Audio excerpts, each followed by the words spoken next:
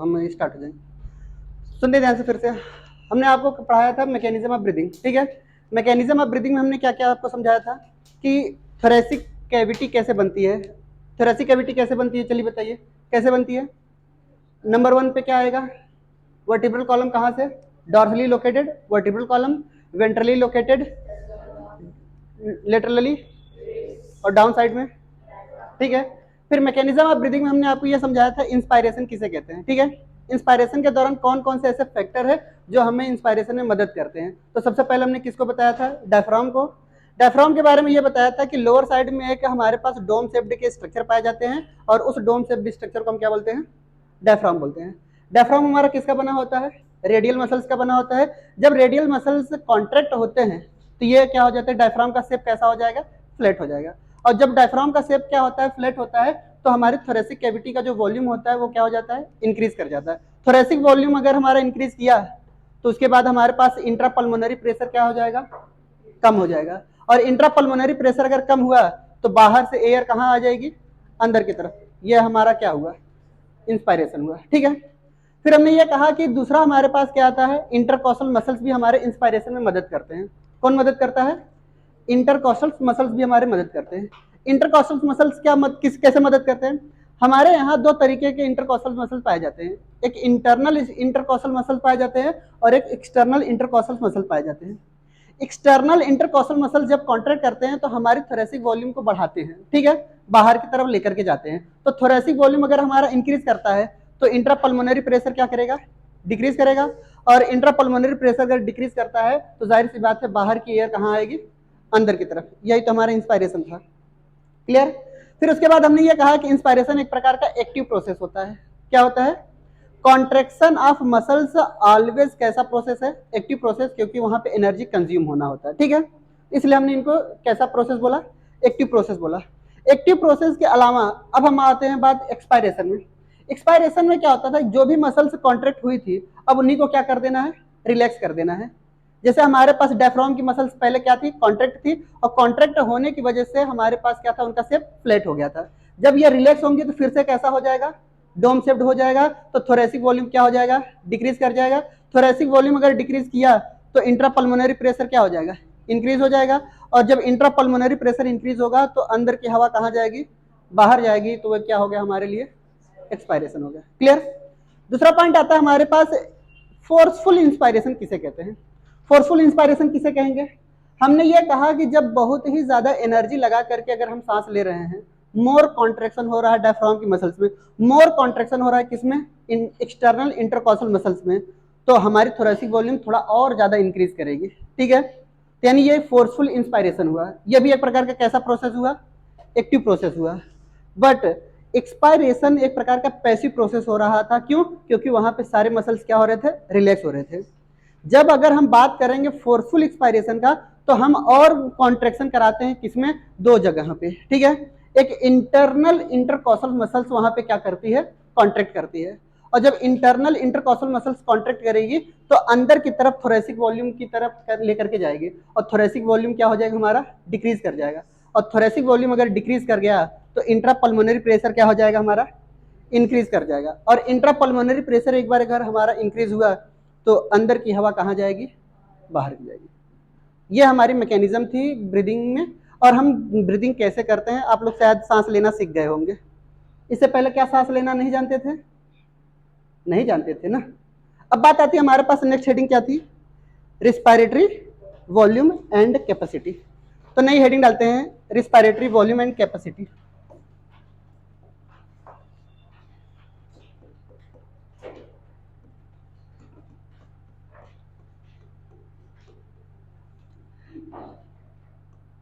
Respiratory volume and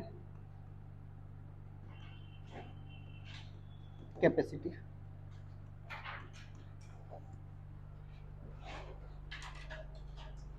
respiratory volume and capacity, समझा है, respiratory volume and capacity. सुनते ध्यान से, हम आराम से समझेंगे। हमने ये कहा कि अभी कॉपी किताब बंद करके सारे ध्यान से सुनना है हमें।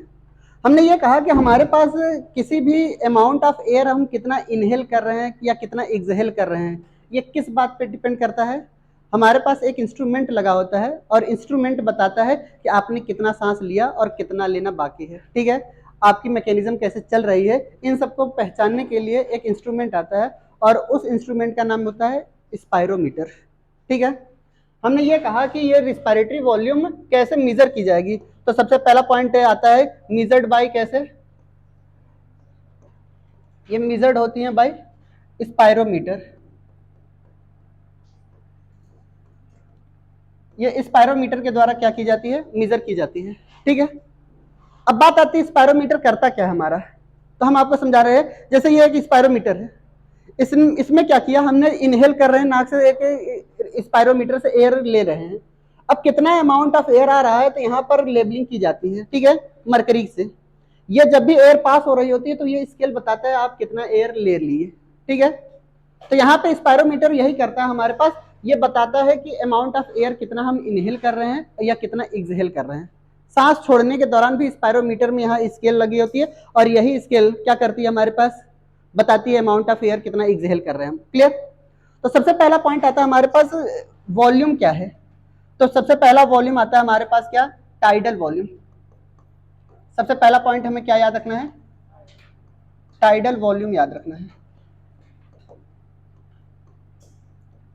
सबसे पहले हमें क्या याद रखना है, टाइडल वॉल्यूम।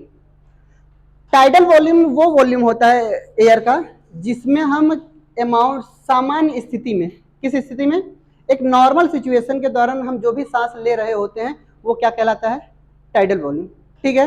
यानी अमाउंट ऑफ एयर या volume of air which are inhaled या exhaled by normal inspiration.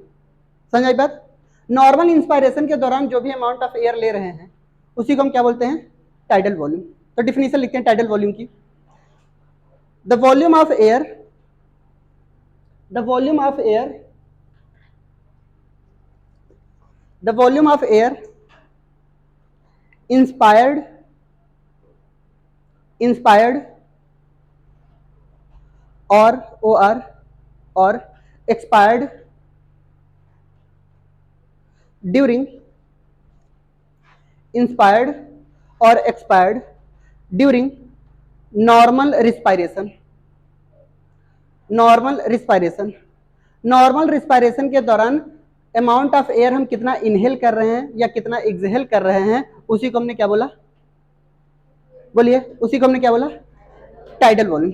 Tidal volume को हम कभी कभी शॉर्टकट में क्या लिखते हैं, टीवी लिखते हैं। क्या लिखते हैं, टीवी लिखते हैं। और इसकी जो वैल्यू है वो हमें याद रखना है, उसकी जो वैल्यू होती है 500 ml होती है। कितनी होती है, 500 ml होती है।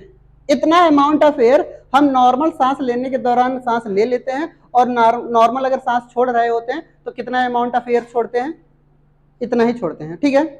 यानी इतने वॉल्यूम ऑफ एयर को हम क्या कर सकते हैं, नॉर्मल रिस्पायरेशन के दौरान हम इनहेल कर सकते हैं और नॉर्मल रिस्पायरेशन के दौरान हम एक्सहेल कर सकते हैं। क्लियर। आपके एनसीईआरटी में इतना ही बताया है, बट हम थोड़ा सा और एक्स्ट्रा लेकर के जाना चाहते हैं। हमने ये कहा कि अगर 500 ml ऑफ ब्लड अगर हम ऑक्सीजन लेकर के जा रहे हैं, कोई भी एयर लेकर के जा रहे हैं, तो हमने ये आपको 2 जोन बताई थी, ठीक है, कुछ इस तरीके का। यहां से यहां तक इनको हमने बोला था कंडक्टिंग जोन। इसको हमने क्या बोला था बताइए,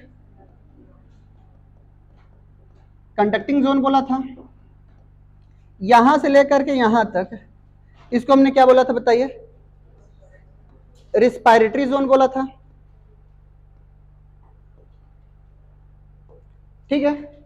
अगर हम 500 ml अगर ब्लड लेकर के जा रहे हैं, ध्यान समझेंगे, इतना ml एयर लेकर के गए तो यहां पे सिर्फ और सिर्फ हमारे पास क्या आता है कि 500 में से सिर्फ और सिर्फ कंडक्टिंग जोन में 150 जो आपका ml ब्लड है, ठीक है, एयर है, वो किस जोन में रह जाता है, कंडक्टिंग जोन में रह जाता है, ठीक है। रिस्पायरेटरी जोन में हमारे पास 350 जो ml है एयर का वो पार्टिसिपेट करता है। यानी कहने का मतलब यह है कि जितना अमाउंट में अगर हम एयर ले रहे हैं जरूरी नहीं है कि वो सब के सब एयर रिस्पायरेशन में या एक्सचेंज पार्ट में मदद कर रहे हो। क्लियर। इसलिए ऐसे एयर जो हमारे पास कंडक्टिंग जोन में ही रह जाते हैं उसको हम बोलते हैं डेड स्पेस एयर। इनको हम क्या बोलते हैं बताइए? डेड, इनको हम बोलते हैं dead space air volume. Clear? और ये 350 जो आपको बताई जा रही है इनको हमने बोला है एक्सचेंज, एक्सचेंज कह सकते हैं, या इसी को हम बोलते हैं एल्वियोलर एयर वॉल्यूम। एल्वियोलाई में ही तो एक्सचेंज होता है, ठीक है? तो इनको हमने क्या बोल दिया? Alveolar air volume. क्लियर? चलिए बताइए, 500 ml हमने क्या लिया? एयर को इनहेल किया, कितना कंडक्टिंग जोन में रह गया? कितना हमारे पास एक्सचेंज पार्ट में पार्टिसिपेट किया? 350। क्लियर? यानी जितना अमाउंट में हमने एयर लिया जरूरी नहीं है कि सारे के सारे एयर एक्सचेंज में पार्टिसिपेट कर रहे हो। क्लियर है? जल्दी करिए।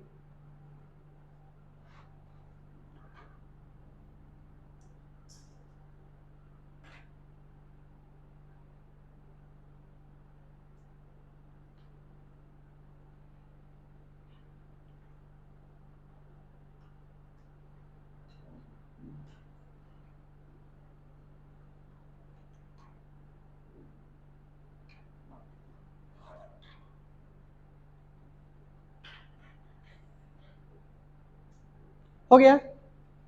चलिए सुनिए ध्यान से, दूसरा पढ़ने समझते हैं। एनसीईआरटी उसके आगे टाइडल वॉल्यूम के आगे एक बात लिखी है। एनसीईआरटी ये लिख रही है कि कोई भी एक हेल्दी मैन, ठीक है, एक हेल्दी पर्सन 1 मिनट में 6000 टू 8000 ml जो एयर है वो इनहेल या एक्सहेल कर लेता है, ठीक है? वो मिनट वॉल्यूम होता है। क्या होता है? Minute volume. हम आपको सिंपल तरीके से बताना चाह रहे हैं। यहाँ पे देखेंगे हमारे यहाँ ब्रीदिंग रेट कितनी है बताइए? 12 टू 16 टाइम्स है, ठीक है, पर मिनट। ये हमारे पास क्या है? ब्रीदिंग रेट है। ये हमारा क्या है? Breathing rate. अगर हम आपसे बोलें कि मिनट वॉल्यूम बताइए क्या होता है, अगर हम आपसे क्या बोलें मिनट वॉल्यूम क्या होता है, तो आप क्या बताएंगे कि हमारी जो ब्रीदिंग रेट है वो अगर टाइडल वॉल्यूम से अगर हम मल्टीप्लाई कर ले, क्या कर ले? जो हमारी ब्रीदिंग रेट है वो टाइडल वॉल्यूम से अगर हम मल्टीप्लाई कर लेते हैं तो वो क्या कहलाता है हमारे पास? मिनट वॉल्यूम कहलाएगा। ब्रीदिंग रेट कितनी है बताइए हमारे पास? 12 टू 16 टाइम्स। और टाइडल वॉल्यूम कितना है हमारे पास? 500। अब इसकी जो वैल्यू है इनसे मल्टीप्लाई करेंगे तो कितना आएगा बताइए? 6000। अगर इनसे मल्टीप्लाई करेंगे तो कितना आएगा? 8000। ये ml कितने मिनट में बताइए? 1 मिनट में। इसी को हम क्या बोलते हैं? मिनट वॉल्यूम बोलते हैं। इन्हीं को हम क्या बोलते हैं बताइए? मिनट वॉल्यूम बोलते हैं। दूसरा पॉइंट, इनको हम वेंटिलेशन वॉल्यूम भी बोलते हैं। इनको हम क्या बोलते हैं? Ventilation volume. यानी इस नाम से भी क्वेश्चन में आपसे पूछा जा सकता है कि मिनट वॉल्यूम को और किस नाम से जानते हैं? तो ये हमारे पास क्या है? वेंटिलेशन वॉल्यूम में भी आते हैं। क्लियर? पीछे तक दिखाई दे रहा है? ज्यादा छोटा तो नहीं लिख रहे हैं ना? चलिए ठीक है तब।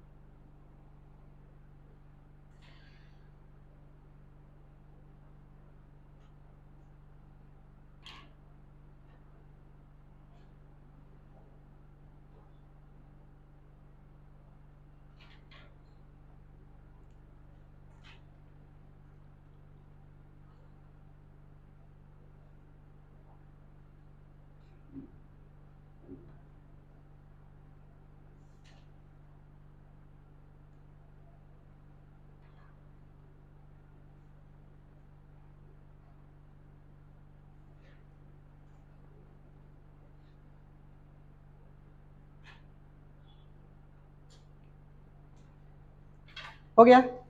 चलिए एक बार फिर से रिवाइज कराते हैं, ध्यान समझेंगे। हमने ये कहा कि टाइडल वॉल्यूम किसे कहते हैं, जितना amount of air, volume of air हम इनहेल कर ले रहे हैं या एक्सहेल कर रहे हैं नॉर्मल रिस्पायरेशन के दौरान, वही हमारा क्या है, टाइडल वॉल्यूम है। टाइडल वॉल्यूम में हमने 500 अगर ml क्या लिया, एयर ऑक्सीजन क्या कर रहे हैं, इनहेल कर रहे हैं, तो उनमें से हमारे पास एक्सचेंज पार्ट में कितने पार्टिसिपेट करेंगे ml, 350 ही पार्टिसिपेट करते हैं एल्वियोलर एयर, ठीक है, जो गैसियस एक्सचेंज में मदद करते हैं। बाकी हमारे पास जो 150 ml होते हैं वो हमेशा कंडक्टिंग जोन में बने रहते हैं, ठीक है। अगर वो पार्टिसिपेट ही नहीं कर रहे हैं तो ऐसे एयर को हम क्या बोलते हैं, डेड स्पेस एयर बोलते हैं। क्लियर, जो हमारे किसी काम का नहीं वो तो मरा हुआ ही है ना, तो वो हमारे किसी काम का नहीं होता, इसलिए डेड स्पेस एयर बोलते हैं। फिर उसके बाद हमने ये कहा कि वेंटिलेशन वॉल्यूम किसे कहते हैं, मिनट वॉल्यूम। हमारी जो ब्रीदिंग रेट होती है नॉर्मल पर्सन की, एक मिनट में 12 to 16 टाइम्स होती है। अगर उसी का मल्टीप्लाई अगर हम क्या कर रहे हैं, टाइडल वॉल्यूम से कर दे रहे हैं, तो हमारी मिनट वॉल्यूम निकल करके चली आती है, ठीक है। तो हमारे पास 12 to 16 टाइम्स हमारा क्या हुआ, ब्रीदिंग रेट हुआ, और 500 ml क्या हुआ हमारे पास, बताइए, टाइडल वॉल्यूम हुआ। अब यहां पर क्या है कि 6000 से 8000 ml जो होती है वो हमेशा एयर को हम इंस्पायर कर सकते हैं या एक्सपायर कर सकते हैं नॉर्मल ब्रीदिंग के दौरान, ठीक है, एक मिनट में बात कर रहे हैं। क्लियर। एक नेक्स्ट आता है हमारे पास इंस्पायरेटरी रिजर्व वॉल्यूम। दूसरा हमारे पास आता है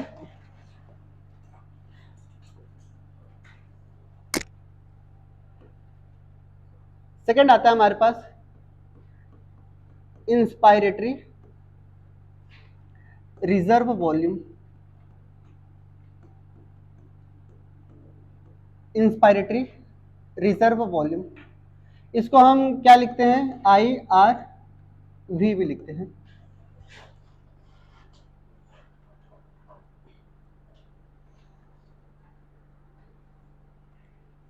समझा है, इंस्पायरेटरी रिजर्व वॉल्यूम समझते हैं।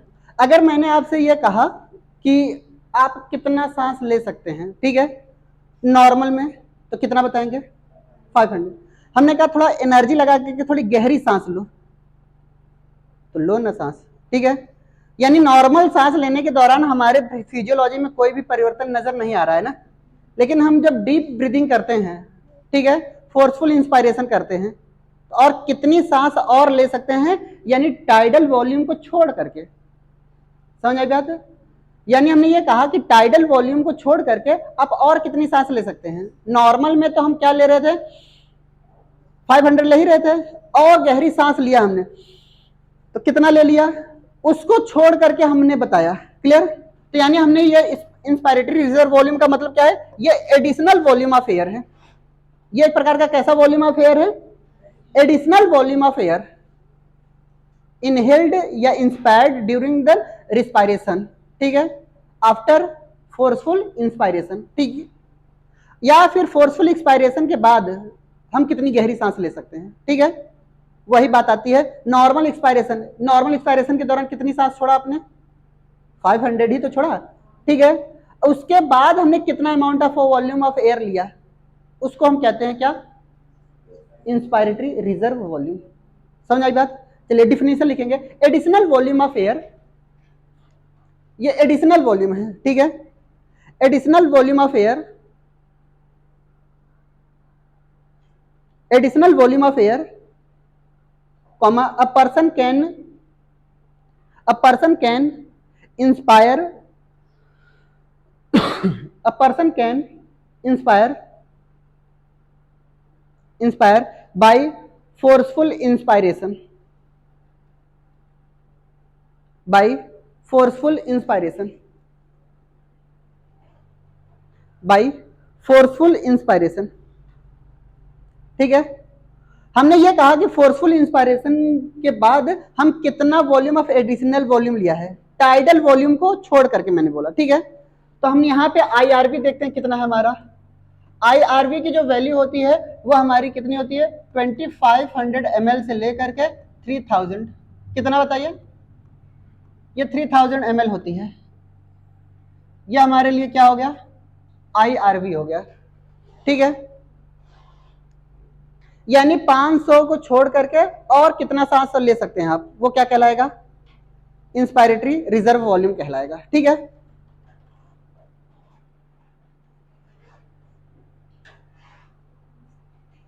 समझ में आ रही बात है? चलिए दूसरा पॉइंट समझते हैं। दूसरा आता है हमारे पास, थर्ड नेक्स्ट आएगा हमारे पास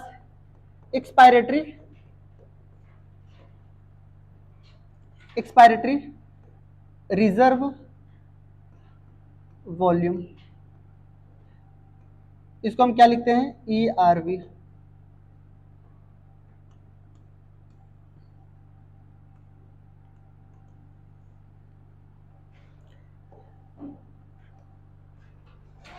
ERV, ठीक है। चलिए नॉर्मल सिचुएशन हम कितना सांस छोड़ सकते हैं? 500 ही छोड़ सकते हैं, ठीक है। हमने कहा थोड़ा और आप इंटरनल इंटरकॉस्टल मसल्स का और एब्डोमिनल मसल्स का थोड़ा और जोर लगाइए, कॉन्ट्रेक्शन कराइए, तब कितना सांस छोड़ेंगे, ठीक है। तो हमने और गहरी सांस लगाई, उसके अलावा एडिशनल वॉल्यूम यानी टाइडल वॉल्यूम को छोड़ करके, ठीक है। कितना एक्सपायर हम कर सकते हैं नॉर्मल एक्सपायरेशन के दौरान, फोर्सफुल एक्सपायरेशन के दौरान, उसी को हमने क्या बोला? एक्सपायरेटरी रिजर्व वॉल्यूम, ठीक है। तो यहां पे लिखेंगे additional volume of air, additional volume of air, additional volume of air, comma, a person can expire, a person can expire, a person can expire by forceful expiration, by forceful expiration,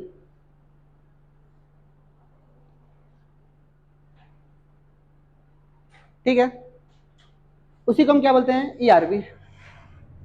ERV की जो value होती है वो हमें याद रखना है। इसकी जो वैल्यू होती है वो कितनी होती है? 1000 से लेकर के 1100 ml होती है।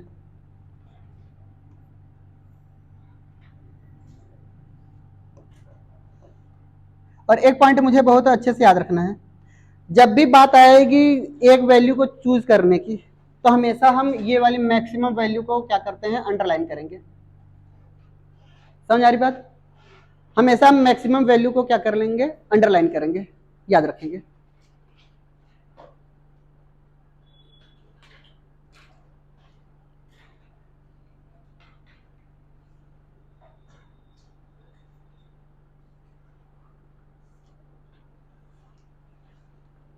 हो गया? चलो एक पॉइंट और, लास्ट वाला पॉइंट देखेंगे नेक्स्ट,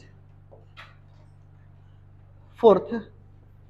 अब नेक्स्ट पॉइंट आता है हमारे पास, इसको हम फंक्शनल बोल दें या रेजिडुअल वॉल्यूम बोल दें।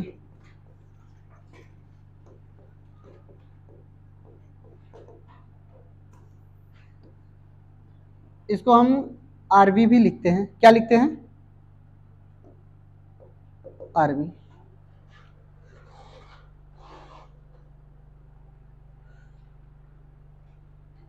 समझा?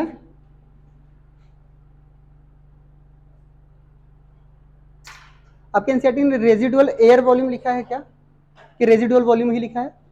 रेजिडुअल वॉल्यूम ही ना, ठीक है। सुनते हैं रेजिडुअल वॉल्यूम क्या होता है। ये ऐसा amount of volume of air है जो हमेशा लंग्स एल्वियोलाई के अंदर बरकरार रहता है, ठीक है। उसको कोई किसी का बाप भी नहीं निकाल सकता, ठीक है। यानी हमने ये कहा कि आप ऐसा करिए कि नॉर्मल ब्रीदिंग के दौरान कितना सांस छोड़ सकते हैं? 500। हमने कहा थोड़ा और गहराई से सांस लेकर के कितना छोड़ सकते हैं? 1000 to 1100।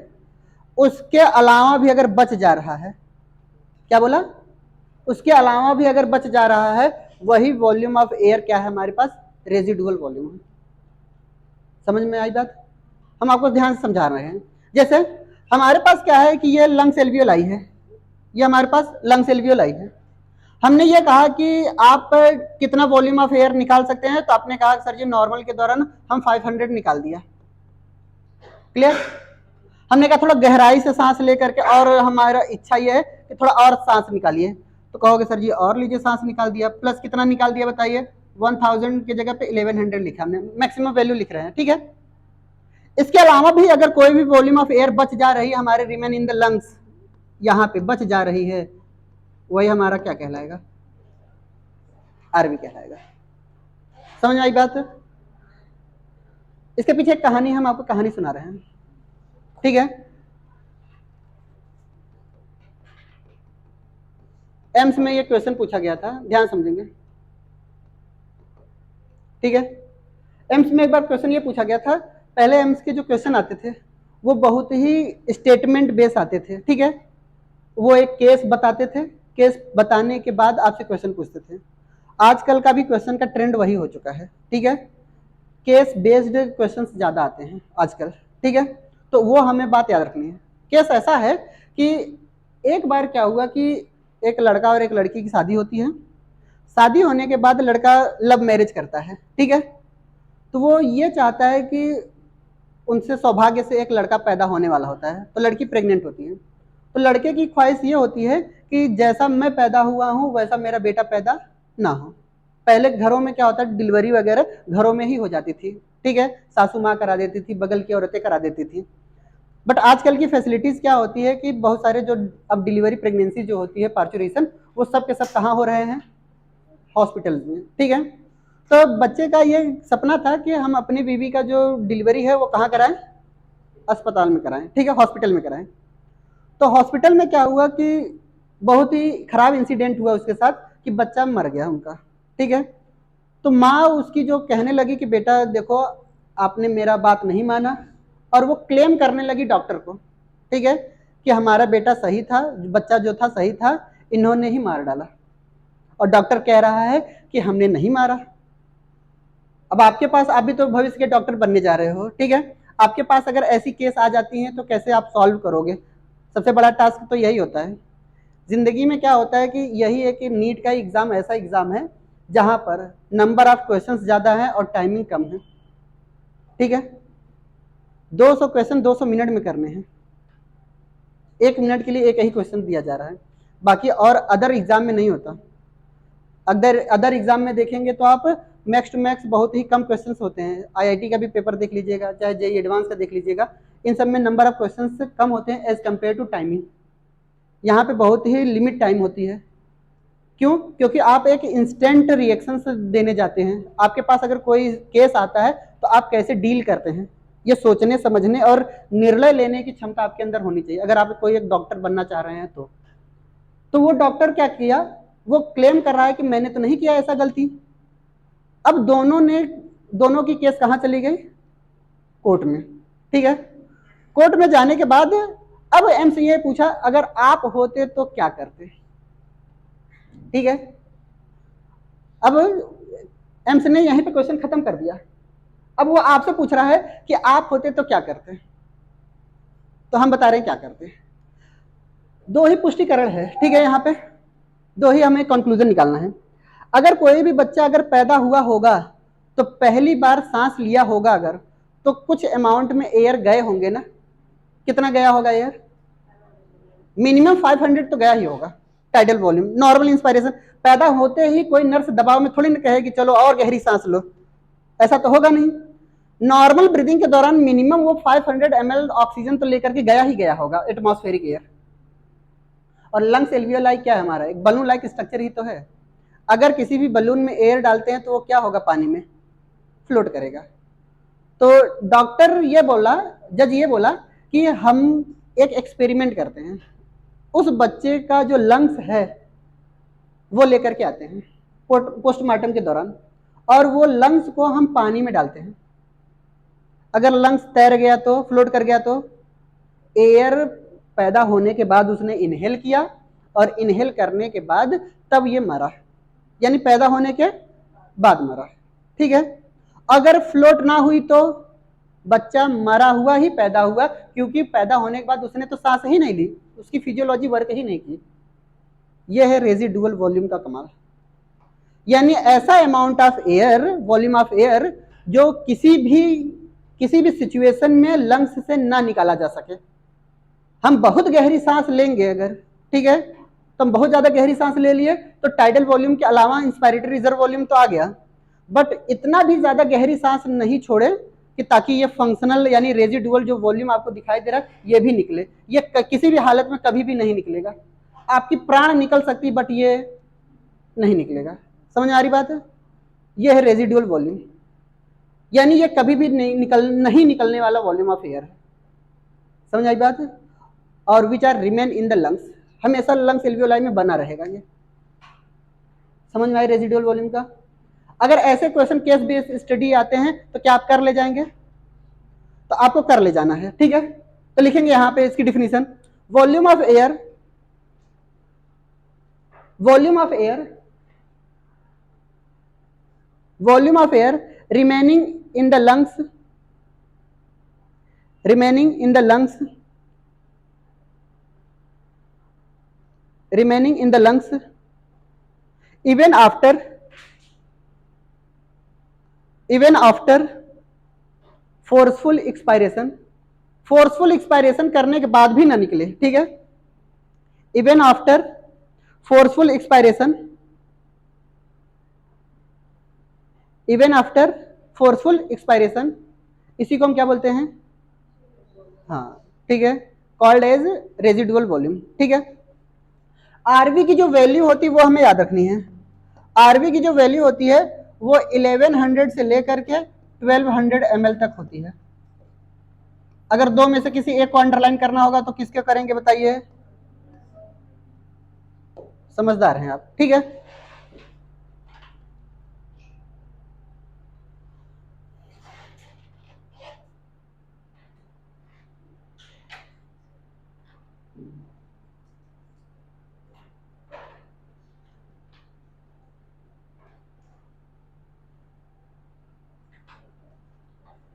समझ आई बातें? चलिए, एक बार ऐसे किसी बुक में या फिर मॉड्यूल में आपको कुछ ऐसा दिया होगा, मॉड्यूल आपका लाए हैं आप लोग? मॉड्यूल लाए हैं डीपीपी वगैरह? हाँ, उसमें कुछ ऐसा दिया गया है, आप देखेंगे, हम बता रहे हैं। यहां पर एक स्पायरोमीटर की मीजरिंग की जा रही है। क्या किया जा रहा है? एक मीजर किया जा रहा है। यहां पे 500 लिखा गया, ठीक है। यहां पे क्या लिखा गया? 500 लिखा गया, क्लियर। और ये हमारे पास जो साइन आपको दिखाई दे रही है, ध्यान समझेंगे, ये यहाँ पे इसके स्ट्रेट लाइन जा रही है, ये इसके स्ट्रेट लाइन जा रही है। यहां पर कितना वॉल्यूम ऑफ एयर हमने ले रहे हैं और एक्सहेल कर रहे हैं बताइए? कितना वॉल्यूम ऑफ एयर ले रहे हैं बताइए? 500। यही हमारा 500 क्या हुआ? टाइडल वॉल्यूम हुआ। यही हमारा क्या हुआ? टाइडल वॉल्यूम हुआ। टाइडल वॉल्यूम के अलावा अगर कोई और एडिशनल वॉल्यूम ऑफ एयर हम ले रहे हैं तो, अगर कोई और एडिशनल वॉल्यूम ले रहे हैं तो ये हमारा क्या कहलाता है? आईआरवी। नहीं है क्या? है या नहीं है? रहने देते ना, अगर नहीं है फिर भी मैं पढ़ा दे रहा हूं, ठीक है। ये PYQs में या फिर एलन के मॉड्यूल में है, ठीक है, या आकाश के मॉड्यूल में है, हम आपको समझा रहे हैं। अगर इससे गहरी सांस हमने कितना छोड़ा है बताइए? 500। और गहरी सांस छोड़ दिए तो ये हमारा क्या कहलाएगा? ERV। समझ आई बात? बना लीजिए। यानी ये हमारे पास यहां तक आएगा तो क्या आएगा? IRV। यहां तक जाएगा तो क्या आएगा? ERV। क्लियर?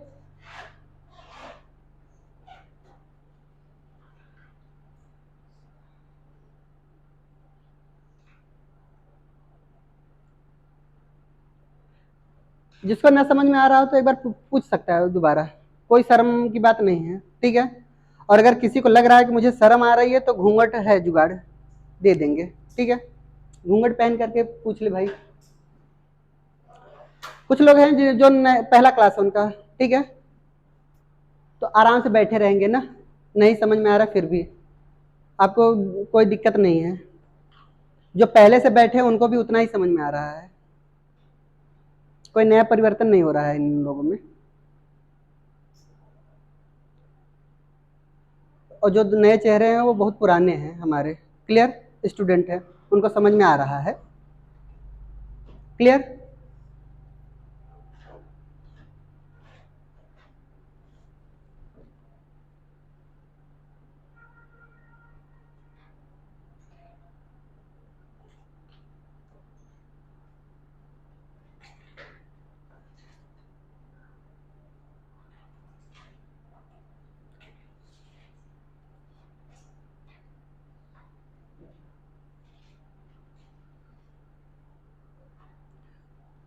तुम लोगों को पसीने नहीं हो रहे, हम ही को क्यों हो रहे हैं? तुमको भी हो रहे हैं?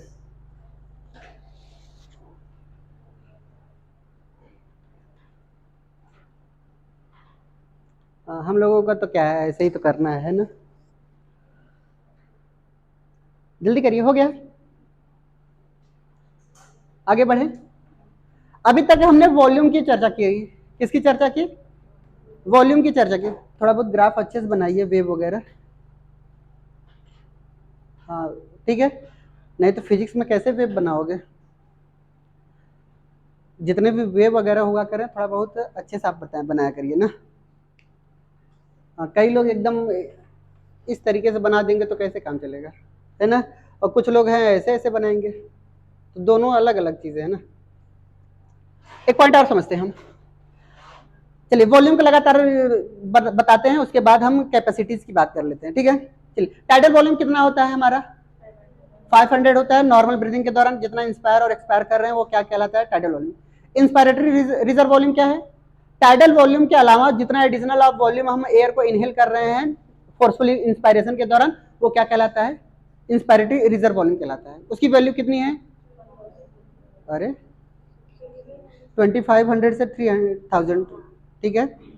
अभी ताजा ताजा पढ़ाया तब ये उल्टा सीधा बोल रही हो, ठीक है। दूसरा पॉइंट आता है हमारे पास क्या? Expiratory reserve volume.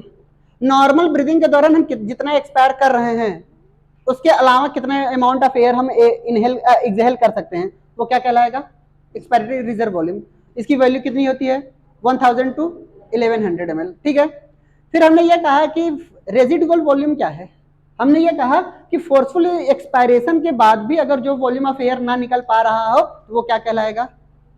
Residual volume कहलाएगा, ठीक है। और ये हमेशा क्या रहता है? लंग्स के अंदर बना रहता है, ठीक है। इसको कोई नहीं निकल पाएगा, ठीक है।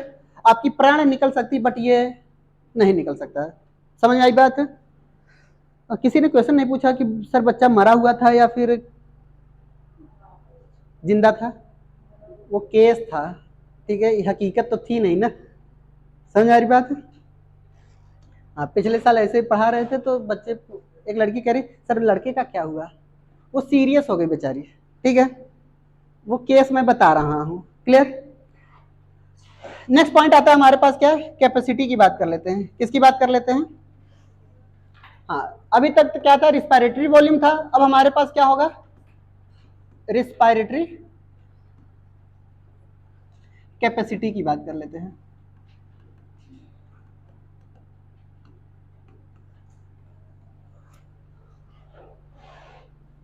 समझा?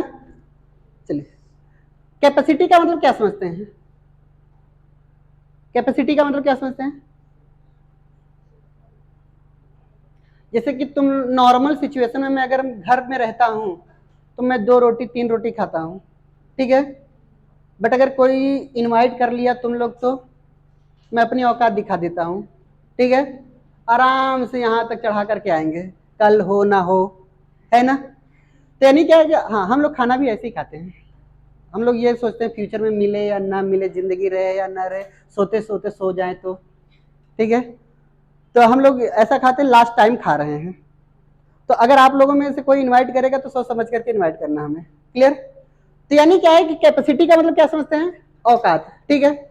यानी आपकी क्षमता कितनी है, औकात कितनी है इंस्पायर करने की, एक्सपायर करने की, तो ये क्या कहलाता है? कैपेसिटी कहलाता है, ठीक है। तो यानी क्या है कि हम ये समझाने की कोशिश कर रहे हैं, अगर इंस्पायरेटरी कैपेसिटी की बात की जाए तो कितना सांस ले सकते हैं, ठीक है।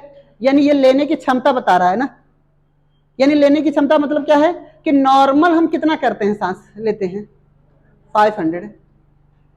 बहुत ज्यादा फोर्स लगाया तो 25 टू 3000। अगर दोनों को ऐड कर लें तो यही तो हमारी क्षमता है। समझ आई बात? यानी हमने ये कहा कि 2 रोटी और खाते हैं, तुम लोगों में अगर कोई 10 रोटी खिला दिया वो भी खा लेंगे, मना नहीं करेंगे। तो यानी ये क्या हुआ? कैपेसिटी, मेरी औकात इतनी है, ठीक है। यानी क्या है कि टाइडल वॉल्यूम को ऐड करिए प्लस हमारे पास कैसा इंस्पायरेटरी रिजर्व वॉल्यूम को ऐड करिए, तभी हमारे पास क्या निकल करके आएगा? आईसी निकल करके आएगा। समझ आई बात है? यानी इंस्पायरेटरी कैपेसिटी क्या होता है, the total capacity of volume of air, ठीक है, विच आर इनहेल्ड या स्टोर्ड बाय लंग्स। लंग्स में कितना स्टोर हो सकता है, ठीक है। तो यहां पे हमारे पास क्या होता है, सबसे नंबर 1 पे आएगा क्या, सबसे नंबर 1 पे क्या आएगा, इंस्पायरेटरी, इंस्पायरेटरी कैपेसिटी। चलिए सबसे पहले हेडिंग डालेंगे इंस्पायरेटरी कैपेसिटी। कई जगह पे इनको पल्मोनरी कैपेसिटी भी बोलते हैं, ठीक है।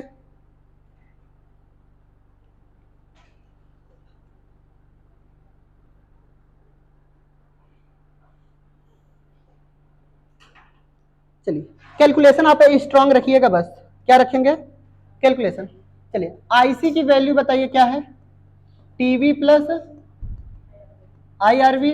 टीवी कितना है हमारा 500, आईआरवी कितना है, आईआरवी कितना है बताइए, यानी 2500 से लेकर के 3000 ml है, बोलिए बात सही है। इनकी वैल्यू कितनी आएगी, मिनिमम वैल्यू और मैक्सिमम वैल्यू से मल्टीप्लाई करेंगे तो 3000 से लेकर के 3500 ml आएगी, ठीक है। यही हमारा क्या है आईसी।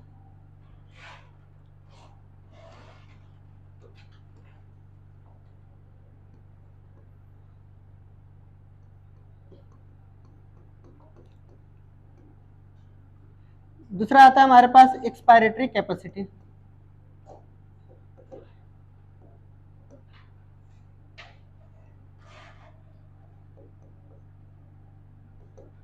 कितना सांस छोड़ सकते हैं आप, कितना छोड़ते हैं नॉर्मल सिचुएशन में 500। कितने छोड़ने की क्षमता है आपके अंदर, यानी हम ये कह सकते हैं कि टाइडल वॉल्यूम प्लस ईआरवी को कर लें ऐड तो हो जाएगा। कितना आएगा बताइए, ये कितना था 500, ईआरवी की वैल्यू कितनी थी बताइए 1000 से लेकर के 1100 ml, ठीक है।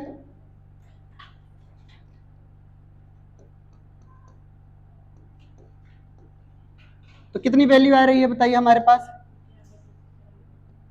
1500 टू 1600 ml, ठीक है। यह हमारी क्या है ईसी है, क्या है एक्सपायरेटरी कैपेसिटी है।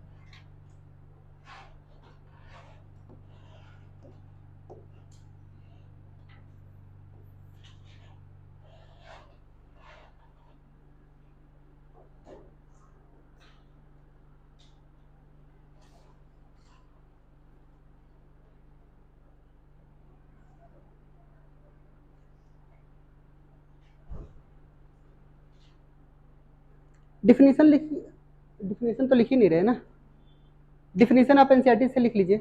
चलिए लिख लेते हैं ना, अभी ज़्यादा लेट नहीं हुआ है। इंस्पायरेटरी कैपेसिटी में लिखेंगे total volume of air, total volume of air can inspire, total volume of air can inspire after normal expiration, normal expiration. Normal सांस छोड़ने के बाद हम कितना गहरी सांस ले सकते हैं, ठीक है। तो टोटल यानी इंस्पायरेशन कितना हुआ टाइडल प्लस आईआरवी ना, समझ आई बात। सेम यही बात यहाँ पे भी लिखना है, लिखेंगे यहाँ पे एक्सपायरेटरी में लिखेंगे total volume of air, total volume of air, air a person can expire, a person can expire after normal inspiration, ठीक है। एक नॉर्मल सांस लेने के बाद कितना सांस छोड़ सकते हैं, क्लियर, समझ आई बात।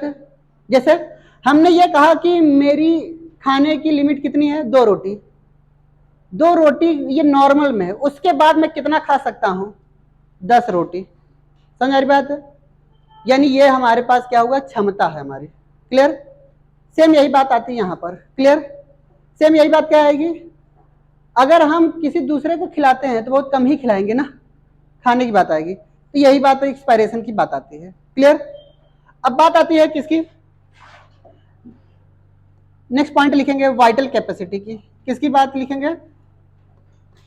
वाइटल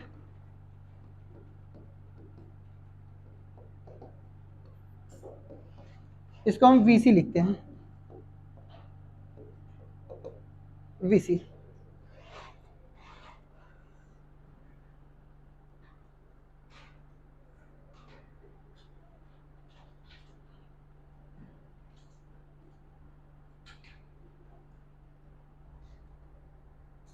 समझा? इसकी दो तरीके से डिफिनीशन पूछी जा सकती है आपसे। आपके एनसीईआरटी में कौन सी डिफिनीशन लिखी गई होगी हमें नहीं पता, ठीक है, आप अपने हिसाब से देख लीजिए। हम दोनों डिफिनीशन बता रहे हैं, टेक्निकल डिफिनीशन लिखेंगे, ध्यान समझेंगे। इधर ध्यान से देखिए, हमने ये कहा कि ये हमारे पास क्या है, लंग्स एल्वियोलाई। हम कितना सांस ले सकते हैं, क्या क्या ले सकते हैं बताइए? टीबी ले सकते हैं, आईआरवी ले सकते हैं, और जो बच जाए वो क्या है हमारे पास, आरवी है।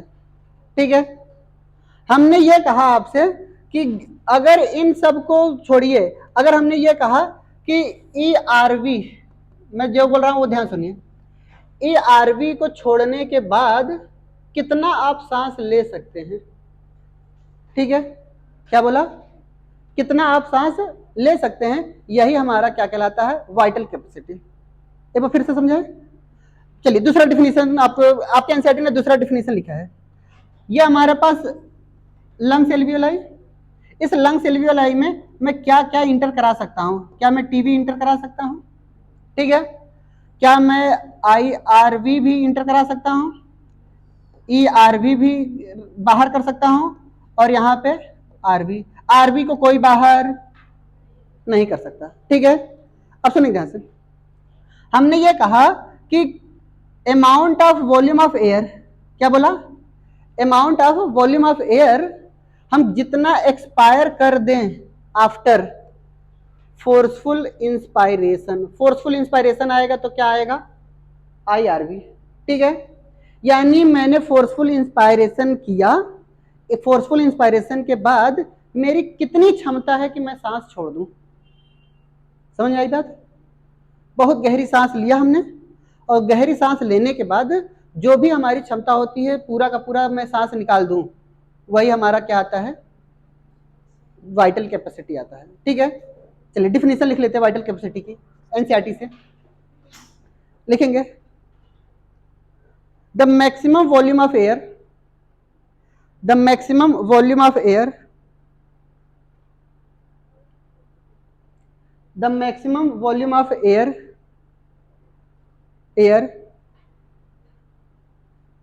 a person can breathe in,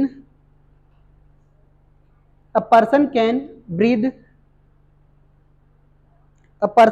breathe after forceful expiration।